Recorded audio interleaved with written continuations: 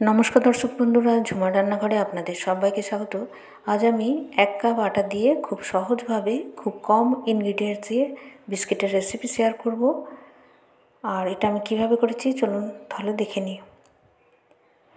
প্রথমে আমি যে কাপের মাপে ইনগ্রিডিয়েন্টস নেব সেই কাপের হাফ কাপ চিনি আর 1/4 কাপ সুজি নিয়েছি। তো এখানে আমি বড় দানা সুজি আছে আর চিনিটা দানাদার যেমন থাকে, তো মিক্সার জারে নিয়ে ফাইন করে গুঁড়ো করে নিচ্ছি। বন্ধুরা, আমি এখানে সহজভাবে দেখানোর চেষ্টা করেছি।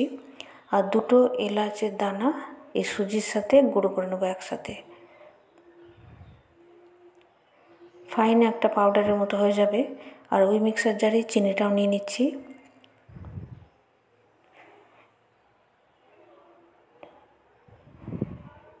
এবার আমি বড় মিক্সার জারের মধ্যে 1/4 কাপের মতো তেল নিলাম। 1 কাপ আটার জন্য 1/4 কাপের থেকেও কম তেল নিলেও হবে।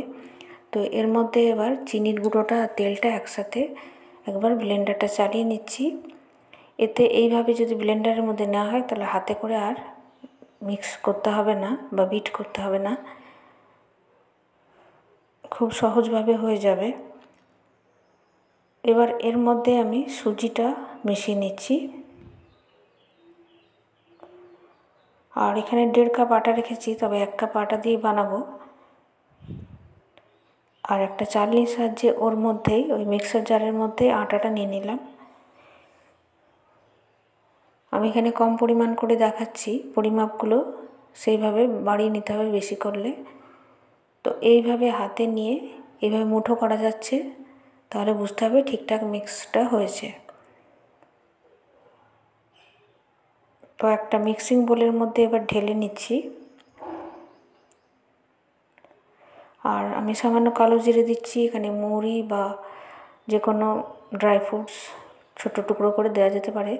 আর এখানে হালকা গরম জল রেখেছি যাতে সুজিটা একটু নরম হয়, আঙুল ডোবানো যাবে এরকম জলটা গরম।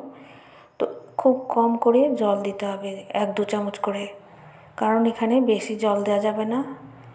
আর আমি এখানে 2 চামচের মতো আরও আটা মেশালাম, কারণ আমার তেলটা একটু বেশি মনে হচ্ছে। তেলটা না কম হবে না বেশি হবে, এরকম হবে।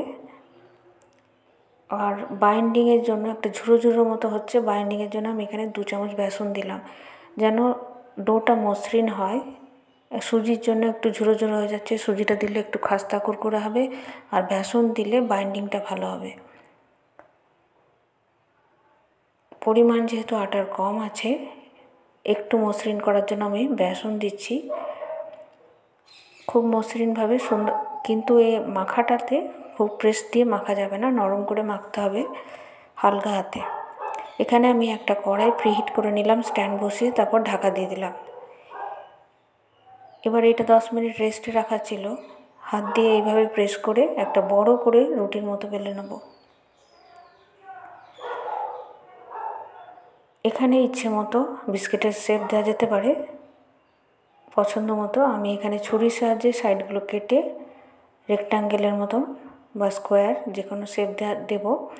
তো বন্ধুরা, আমার এই সহজভাবে বিস্কিটের রেসিপিটা আপনাদের ভালো লেগে থাকলে প্লিজ আমার চ্যানেল সাবস্ক্রাইব করবেন, পাশে থাকা বেল বাটনটা ক্লিক করে দেবেন। আর আমি যখনই নতুন নতুন রান্নার ভিডিও আপলোড করব আপনাদের কাছে তাড়াতাড়ি নোটিফিকেশান পৌঁছে যাবে।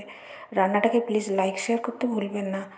আর আপনাদের কিছু বলার থাকলে বা কেমন হয়েছে ভিডিওটা আমাকে কমেন্ট বক্সে লিখে জানাবেন।